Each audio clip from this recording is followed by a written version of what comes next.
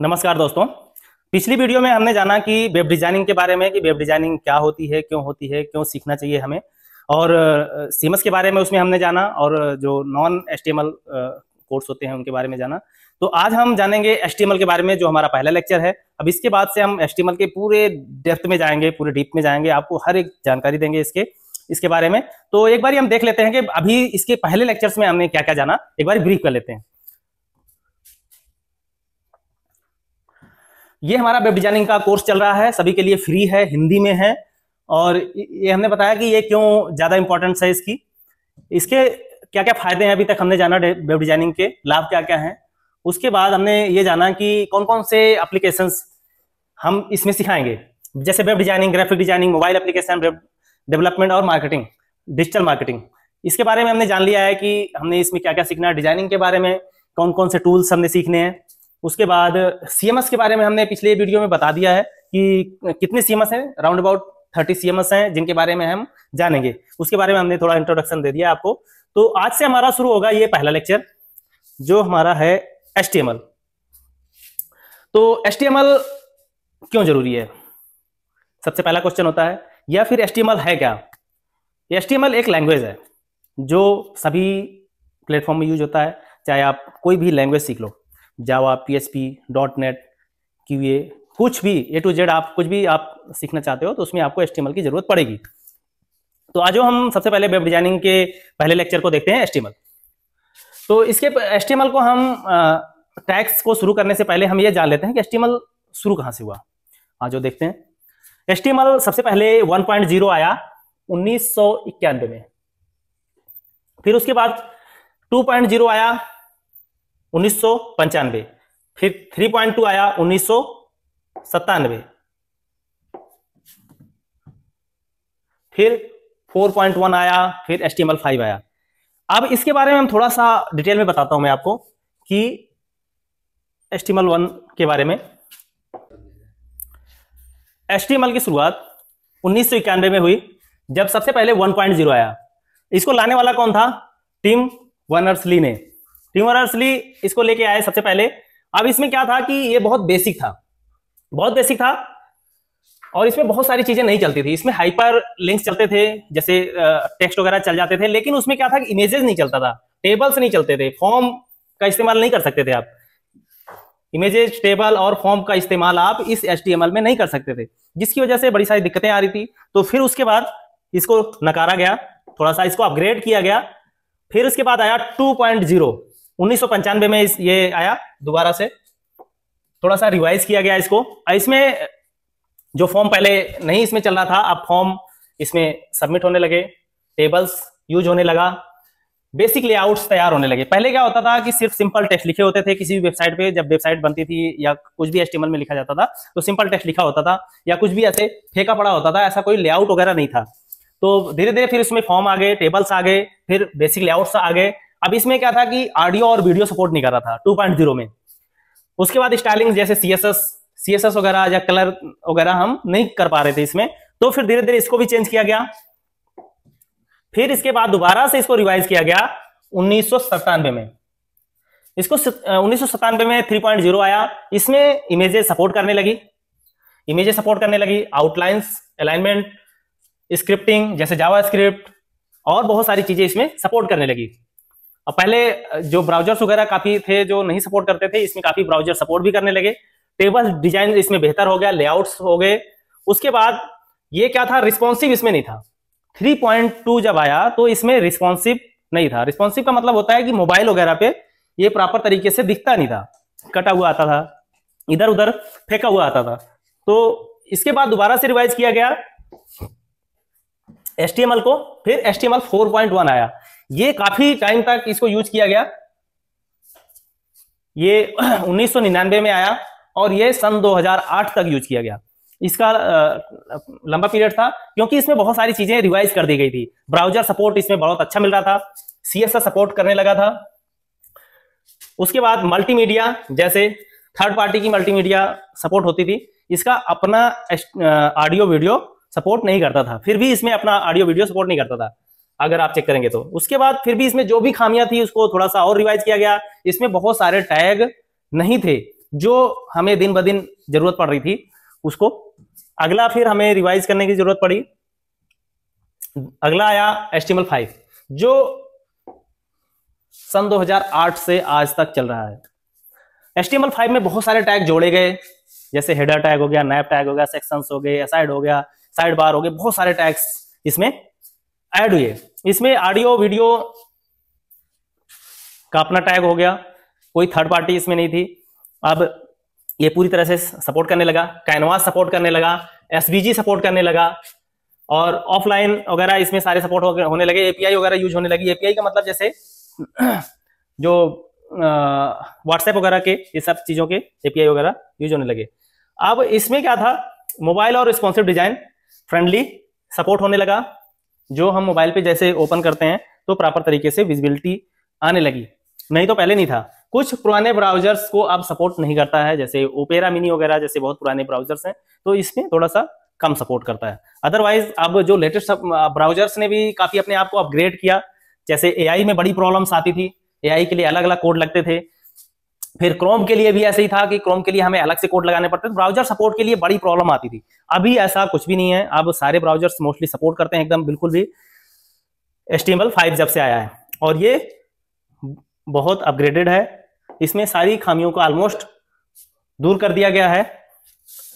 तो आज हम फिर अब चलते हैं हेड टैग के बारे में, अब शुरू करते हैं HTML के बारे में। मुझे आशा है कि आप लोगों को HTML की थोड़ी बहुत समझ होगी कि कब से शुरू हुआ, 1991 से शुरू हुआ, और अभी तक जो अपग्रेड हुआ है वो HTML5 चल रहा है। तो HTML5 के बारे में हम जानेंगे। तो हम HTML शुरू करते हैं। HTML शुरू करने से पहले मैं आपको ये कहूंगा, जब भी कोई प्रोजेक्ट शुरू करो या HTML सीखना शुरू करो, सबसे पहले एक फोल्डर बना लो। एक फोल्डर बनाओगे HTML का, या आप किसी भी नाम से आप फोल्डर बना लो। चलो एक फोल्डर बना लेते हैं। सबसे पहले एक हमने यहां पर मान लो एक फोल्डर बना लिया। मैं आपको फोल्डर बना के दिखाता हूं। शुरू से चलते हैं, बेसिक से चलते हैं, ताकि आपको बिल्कुल क्लियरिटी रहे। HTML नाम से हमने एक फोल्डर बना लिया। अब हमने नोटपैड ओपन कर लेना है, सिंपल। उसमें डॉक टाइप हमने लिखना है। सबसे पहले डॉक टाइप लिखना है, HTML लिखना है। यानी कि डॉक टाइप हम क्यों लिखते हैं, डॉक टाइप इसलिए लिखते हैं कि डॉक टाइप हमारा ये बताता है कि HTML का कौन सा वर्जन हम यूज कर रहे हैं। दूसरा, डॉक टाइप ब्राउजर पे डिस्प्ले करने के लिए लगाया जाता है। दूसरा लगता है हमारा HTML का टैग। HTML का टैग लगता है क्योंकि हम HTML सीखने जा रहे हैं। दूसरा, इसके अंदर एक एट्रीब्यूट लगता है। कई बारी आप एट्रीब्यूट देखोगे इसमें कि लैंग्वेज, यहां पर पूरा नहीं लिखा जाता है, ये लैंग करके लिखा जाता है, और ये आप EN लिखा जाता है, मतलब ये इंग्लिश लैंग्वेज के अंदर है। यहां पर जब भी हम किसी और लैंग्वेज में लिखेंगे तो उसका हम यहां पर नाम लिखेंगे। तो HTML टैग हो गया। फिर हम लगाएंगे हेड टैग, हेड टैग को बंद करेंगे। फिर बॉडी टैग लगाएंगे और बॉडी टैग को बंद करेंगे। यानी कि डॉग टाइप लगा, HTML लगा और HTML बंद हुआ। यानी कि जो भी टैग लगेगा वो टैग बंद होगा। अब कुछ टैग ऐसे हैं जो टैग लगते हैं तो लेकिन बंद नहीं होते। जैसे डॉग टाइप तो लगा लेकिन ये डॉग टाइप बंद नहीं हुआ। तो ये कुछ टैग ऐसे होते हैं जो एम्बेडेड टैग होते हैं। अभी बहुत सारे टैग हैं, जैसे BR टैग है, ब्रेक टैग जिसको हम बोलते हैं, वो भी इस तरह का टैग है जो लगता है बंद नहीं होता। लेकिन सबसे पहले हम ये जानेंगे कि HTML मैं HTML सीख रहे हैं हम लोग, तो HTML टैग हमने लगाया और HTML टैग हमने बंद किया।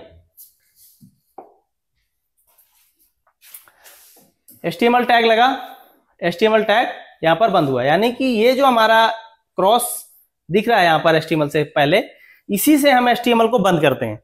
और ये HTML टैग हम शुरू कैसे करते हैं, इस तरह से।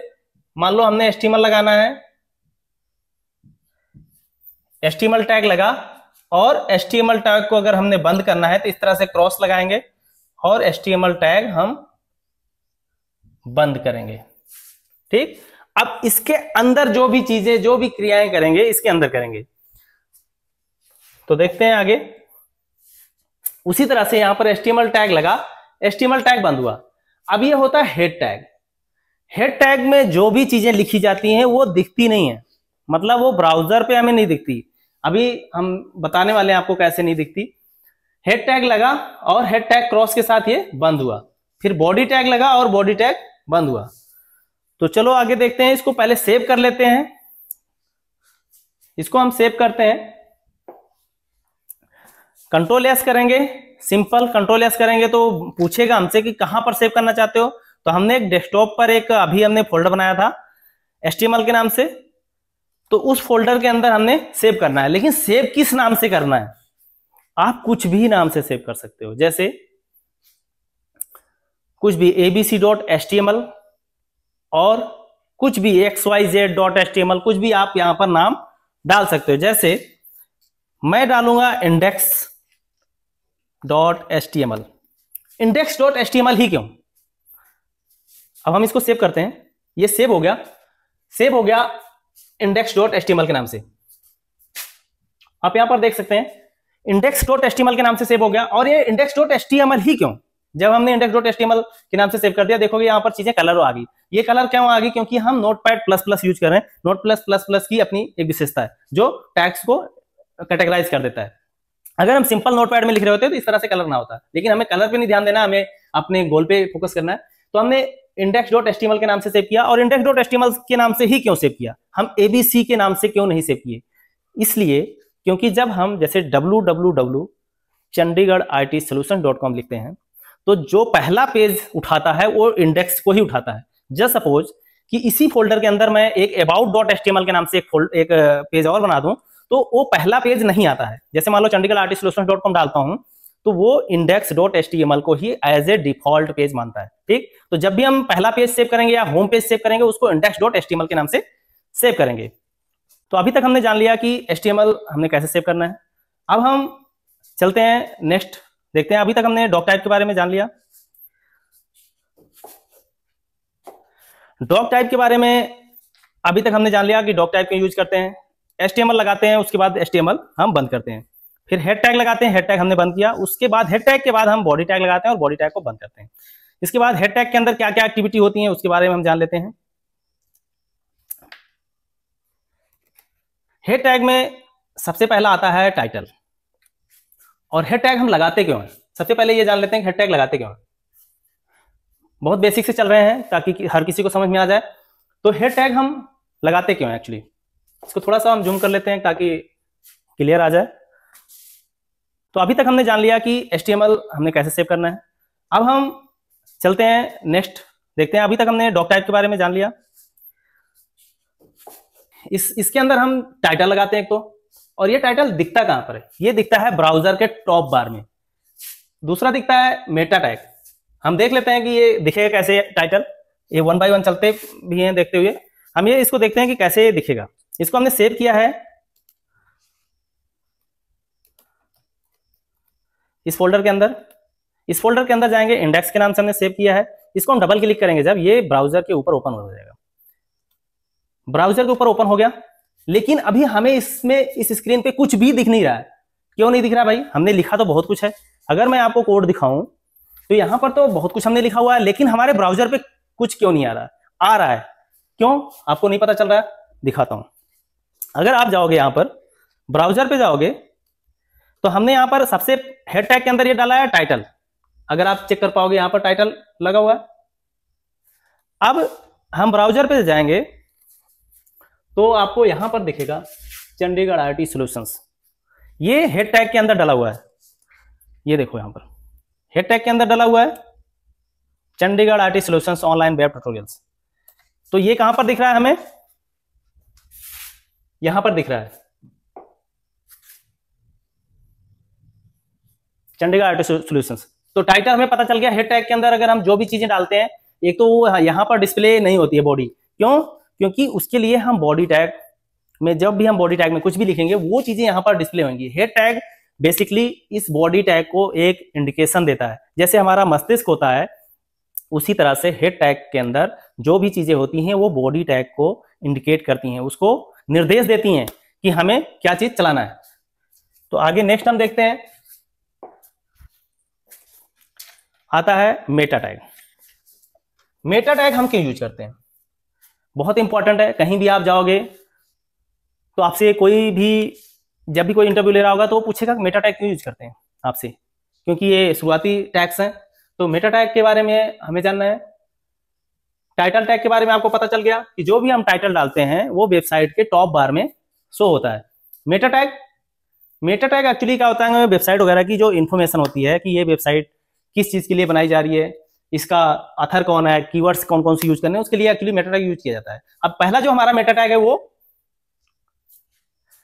कैरेक्टर का है, UTF-8। कोई भी जब भी आप इंटरव्यू देने जाओगे तो कोई भी आपसे पूछेगा UTF-8 क्यों यूज किया जाता है, तो ये मेटा टैग यूज किया जाता है एक्चुअली जो HTML में स्पेशल कैरेक्टर्स होते हैं, जैसे कई बार सिंबल्स आप यूज करते हैं या रजिस्टर्ड ट्रेडमार्क्स यूज करते हैं, जैसे R होता है राउंडेड में, इस तरह से जैसे कई बार होता है ना, इस तरह से ऐसे लिखा होता है, ऐसे राउंडेड होता है, या कॉपीराइट का C होता है, इस तरह से अगर आपको इस तरह से सिंबल्स आपको मिल जाए, या फिर कुछ स्पेशल कैरेक्टर्स और हो सकते हैं जैसे नॉन ब्रेकिंग स्पेस हो गया, या कुछ और भी कैरेक्टर्स जो होते हैं वो तभी यूज हम कर पाते हैं क्योंकि यहाँ पर मेटा टैग हम ये वाला लगाया होता है। अगर हम ये वाला नहीं लगाएंगे तो उसको यूज तो करेंगे, हो सकता है कुछ ब्राउजर सपोर्ट करें लेकिन कुछ ब्राउजर सपोर्ट नहीं करेंगे, इसलिए हम इस मेटा टैग का यूज करते हैं, UTF का यूज करते हैं। ठीक है। दूसरा मेटा नेम, व्यू पोर्ट का हम मेटा टैग में क्यों यूज करते हैं, ये बहुत ही ज्यादा इंपॉर्टेंट है एक वेब डिजाइनर के लिए, वेब डिजाइनिंग सीखने के लिए। क्योंकि अगर हम इस मेटा टैग को यूज नहीं करते हैं तो HTML5 का कोई मतलब नहीं है, इससे अच्छा कि हम HTML4 यूज कर लें। अब कहोगे ऐसा क्योंकि ये जो होता है ये रिस्पॉन्सिव करता है, हमारा जो भी कंटेंट होता है हम एक विड्थ में चलते हैं। जैसे मान लो हमने लैपटॉप में ओपन किया हुआ है, अगर मैं उसी वेबसाइट को फोन में ओपन करता हूं तो क्या करेगा, वो कंप्रेस कर देगा कंटेंट को, या हमें जूम करके देखना पड़ेगा। लेकिन अगर हम UTF, यहां पर आप देखोगे content width device width initial scale 1 या 1.0, इसका मतलब यह है कि जब जो हमारा पेज है वो इसी फॉर्मेट में ही हमें मोबाइल पे भी दिखे, उसके लिए हमें मेटा टैग व्यू पोर्ट का यूज करते हैं हम। अगर ये टैग नहीं लगाएंगे तो हमारा रिस्पॉन्सिव नहीं होगा। कई बार हम HTML कर लेते हैं, फिर कहते हैं हमारा रिस्पॉन्सिव नहीं चल रहा है, सही से नहीं चल रहा, क्योंकि हमने मेटा टैग व्यू पोर्ट का यूज ही नहीं किया होता है। मेटा टैग व्यू पोर्ट का यूज हम करेंगे, मेटा टैग व्यू पोर्ट का यूज करेंगे तो हमें रिस्पॉन्सिव जो हमारे मोबाइल में डेटा दिखेगा, एक होगा हमारा मान लो लैपटॉप हो गया, यहां पर जो भी चीजें दिखेंगी इस तरह से जो भी चीजें लिखी होती हैं, अगर हम इस टैग को यूज नहीं करेंगे तो ये क्या होगा, हो सकता है इसके अंदर तक चला जाए और ये वाला जो पार्ट है वो हमें दिखेगा नहीं, इसलिए हम व्यू पोर्ट का यूज करते हैं। ठीक है। नेक्स्ट, अभी मैं इसको एग्जांपल ही आपको दिखाऊंगा कि कैसे यूज करते हैं। एक बार टैग्स हम सारा देख लेते हैं कि नेक्स्ट आता है हमारा कीवर्ड्स। मेटा टैग में कीवर्ड्स क्या होता है, जब भी आप इंटरव्यू देने जाओगे तो कोई भी पूछेगा कि कीवर्ड्स क्यों यूज करते हैं मेटा टैग में, क्या आपने कभी यूज किया है, कौन कौन से कीवर्ड्स आपने यूज किए हैं।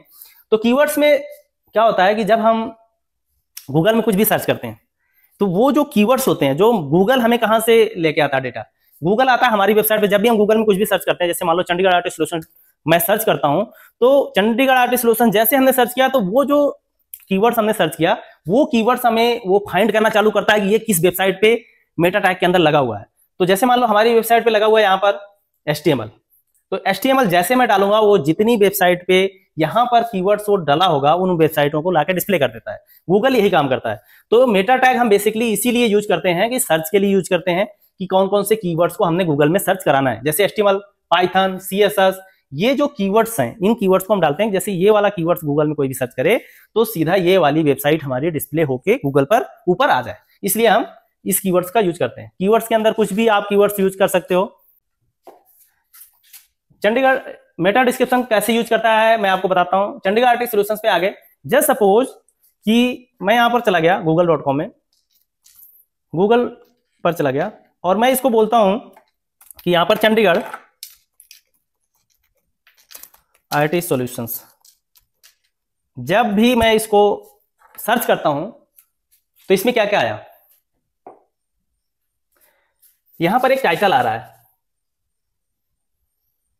जब भी हम ये वाला कीवर्ड हमने सर्च किया, ये वाला कीवर्ड सर्च किया तो यहां पर एक टाइटल आ रहा है और यहां पर एक डिस्क्रिप्शन आ रही है। तो ये डिस्क्रिप्शन और ये टाइटल कहीं तो डाला होगा जो गूगल हमें यहां पर लाकर डिस्प्ले कर रहा है। तो देखते हैं हम कि ये कहां पर डाला हुआ है। तो हम इसकी वेबसाइट पे चले जाते हैं, चंडीगढ़ आईटी सॉल्यूशंस के इसके सोर्स कोड में चले जाते हैं। तो अगर आप देखोगे तो यहां पर डाला हुआ है,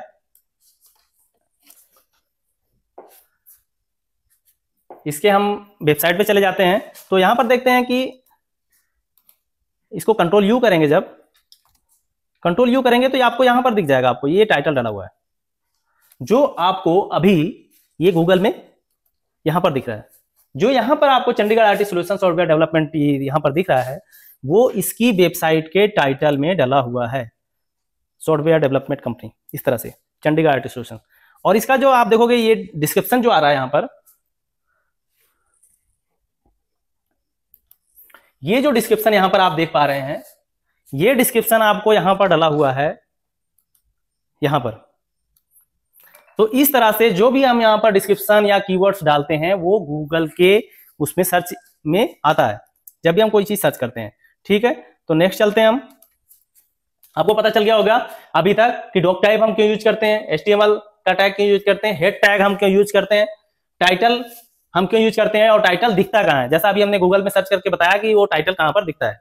उसके बाद मेटा टैग हो गया, यूटीएफ का प्रयोग हम कहां करते हैं, सिंबल्स वगैरह के लिए, स्पेशल कैरेक्टर्स के लिए। व्यू पोर्ट का प्रयोग हम कहां करते हैं, रिस्पॉन्सिव के लिए यूज करते हैं, अलग अलग मोबाइल डिवाइसेस के लिए यूज करते हैं, या टैब वगैरह के लिए यूज करते हैं, अलग अलग स्क्रीन्स के लिए हम व्यू पोर्ट का यूज करते हैं। कीवर्ड्स जो भी हम कीवर्ड्स यहां पर लिखते हैं मेटा टैग्स के अंदर, वो गूगल पे हम जब भी सर्च करते हैं तो यही कीवर्ड्स वहां पर रिफ्लेक्ट होते हैं और हमारी वेबसाइट रैंक करती है।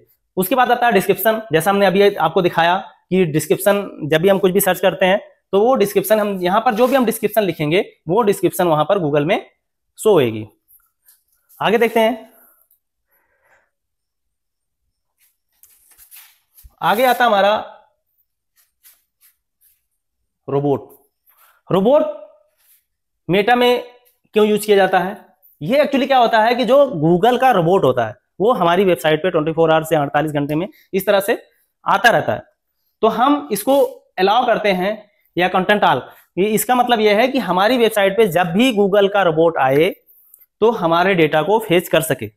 अगर हम ये नहीं लगाते हैं तो हो सकता है कि हमारा जो पेज है वो गूगल में शो ही ना हो। गूगल में शो कराने के लिए ये टैग का हम यूज करते हैं। दूसरा आता है गूगल का बोट, ऑलमोस्ट सेम है। गूगल का जो बोट आता है या रोबोट आता है वो इंडेक्स हो रहा है हमारा कि नहीं। अगर मैं यहां पर जैसे हमने कहा कि ये इंडेक्स और फॉलो, दैट्स मीन की ये है कि ये गूगल में सर्च में आए, इंडेक्स हो और फॉलो। अगर यहां पर नो फॉलो हमने कर दिया या नो इंडेक्स कर दिया तो हमारी जो वेबसाइट है वो फिर गूगल में लिस्ट नहीं होगी। हम गूगल में अगर जैसे हम सर्च करते हैं तो हमारी आएगी ही नहीं, क्योंकि गूगल ने उसको बैन कर दिया है, क्योंकि हमने यहाँ पर नो इंडेक्स कर दिया है। जैसे मान लो नो इंडेक्स कर देंगे, यहाँ पर नो, अगर हम इंडेक्स के पहले नो लगा देंगे तो नो इंडेक्स हो जाएगा। दैट्स मीन कि ये वेबसाइट हमारी गूगल में शो नहीं होनी चाहिए। नो फॉलो मतलब ये गूगल वगैरह में कहीं भी नहीं आनी चाहिए। तो इसलिए हम इसका प्रयोग करते हैं। हम मोस्टली इसको जब भी जैसे मान लो हमारा वेबसाइट पे काम चल रहा है या वेबसाइट अधूरी है या मैं चाहता हूं कि ये पेज कंप्लीट नहीं बना हुआ है, लेस इंफॉर्मेशन है, तो यहां पर हम नो इंडेक्स कर देते हैं इस पेज को, इस मेटा टैग को हम लगा देते हैं अपनी वेबसाइट पे, नो इंडेक्स कर देते हैं। अभी हमने इंडेक्स कर रखा है कि जब भी गूगल आए तो हमारे कंटेंट को उठा के अपना वहां पर जो भी कीवर्ड्स वगैरह हैं वहां पर रख सकता है। तो अभी नो इंडेक्स करेंगे जब भी किसी को, जैसे मान लो किसी की वेबसाइट अभी रनिंग में नहीं है, अधूरा है, तो यहाँ पर नो इंडेक्स कर देता है वो, कि जब उसकी कंप्लीट हो जाती है तो इंडेक्स कर देता है। ठीक है, इसका प्रयोग आपको पता चल गया कि हम गूगल के रोबोट और गूगल बोट का मेटा हम क्यों यूज करते हैं। उसके बाद नेक्स्ट आता है हमारा अथर। नेक्स्ट देखते हैं फाइव आइकन के बारे में। फाइव आइकन एक्चुअली क्यों यूज करते हैं। फाइव आइकन का एक अलग ही अपना महत्व है।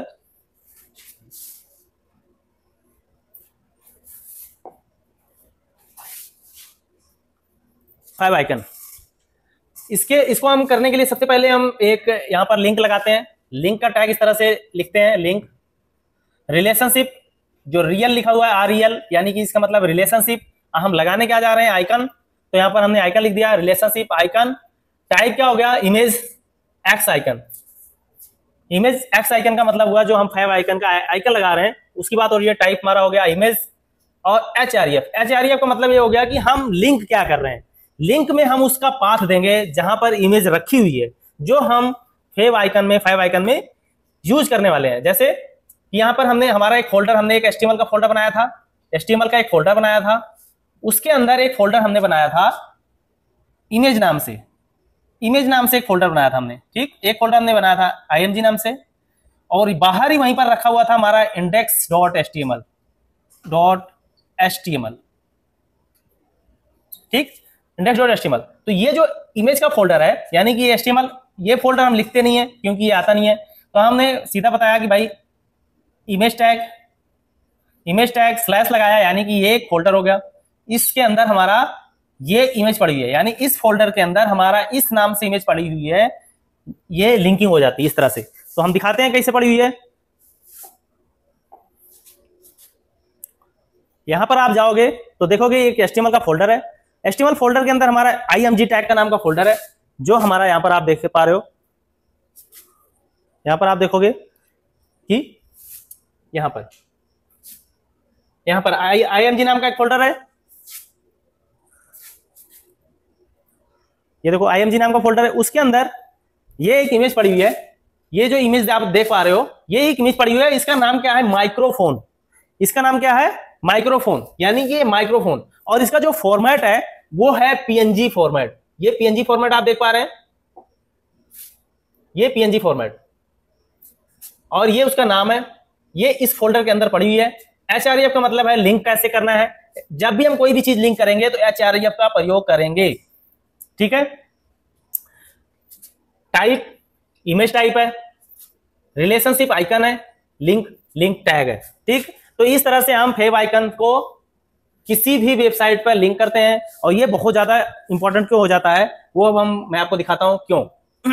हम किसी भी वेबसाइट पे चले जाते हैं, जैसे मान लो चाहे गूगल पे चले जाओगे, तो यहां पर आप देखोगे गूगल पे हमने कुछ भी सर्च किया तो यहां पर एक फेव आइकन बना हुआ आ रहा है। हर कोई, जितनी भी वेबसाइटें हैं वो एक फेव आइकन यूज करती हैं। जैसे मान लो कोई एक बड़ा ब्रांड है तो वो फेव आइकन यूज करता है, इसलिए यूज करता है कि यहाँ पर जैसे मान लो हमने बहुत सारे टैब्स ओपन कर लिए हैं, एक कैनवा का है, व्हाट्सएप का है, ये सॉफ्टवेयर का है। अगर हम इसको ना यूज करें तो हमें पता ही नहीं चलेगा कि कौन सा टैब किस वेबसाइट का है। जैसे अब मान लो यहाँ पर व्हाट्सएप है, तो व्हाट्सएप ने यूज किया हुआ है इस तरह का एक सिंबल यूज किया हुआ है, एक आइकन यूज किया हुआ है, तो इससे हमें पता चल जाता है कि ये वाला जो टैब है वो व्हाट्सएप का है। और ये जो टाइटल टैग हम यूज करते हैं, हेड टैग के अंदर टाइटल, वो यहाँ पर आता है, ठीक है। तो इससे हमें ये पता चल जाता है कि ये तो टैग व्हाट्सएप का है, इस पे हम क्लिक करेंगे तो व्हाट्सएप पे चले जाएंगे। जैसे कैनवा का है, कैनवा ने एक छोटा सा आइकन यूज किया इस तरह से, सबका एक छोटा आइकन ही आता है। इसका एक स्टैंडर्ड साइज होता है, जैसे 24x24, 64x64, 120x120, इस तरह से 150x150 या 512x512, इस तरह से ये पिक्सल का साइज है।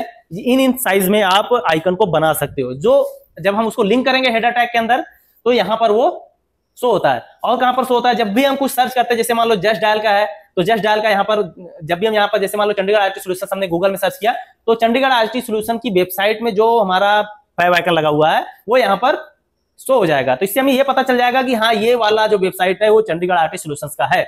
या फिर जैसे कैनवा पे हम जाएंगे तो यहाँ पर ये आइकन देख के हमें पता चल जाएगा कि ये कैनवा का टैब है, ये चंडीगढ़ IIT सॉल्यूशंस का टैब है। ये यहाँ पर देखोगे आप फेव आइकन नहीं लगा हुआ, हमें पता ही नहीं चल रहा कि ये कौन सी वेबसाइट का है, ये वाली कौन सी वेबसाइट का है, तो ये हमें बिल्कुल पता ही नहीं चल रहा। इसको जानने के लिए ही हम ये टैग लगाते हैं। देखो जो हम अभी नया पेज बना रहे हैं, नया पेज का ये वाला है, यहाँ पर हमने ये वाला आइकन, हमने माइक्रोफोन का फेव आइकन लगाया जो यहाँ पर दिख रहा है, ठीक है। आशा है कि मुझे कि आप लोगों को फेव आइकन के बारे में बिल्कुल क्लियर पता चल गया होगा। तो नेक्स्ट हम देखते हैं, टैग के बारे में। प्रीलोड, जैसे अब क्या होता है, हेडर टैग के अंदर हम कुछ भी अटैच करना चाहते हैं, जैसे मान लो फोंट की लाइब्रेरी अगर हमें अटैच करनी है तो इस तरह से हम एक लिंक लगाएंगे। रिलेशनशिप प्रीलोड का मतलब होता है कि ये पहले लोड हो, ठीक है। HREF में हमने उस फोंट का पाथ दे दिया, जैसे मान लो ये वाला फोंट है, इस तरह से हम फोंट को भी अटैच कर सकते हैं, आप देख पा रहे हो।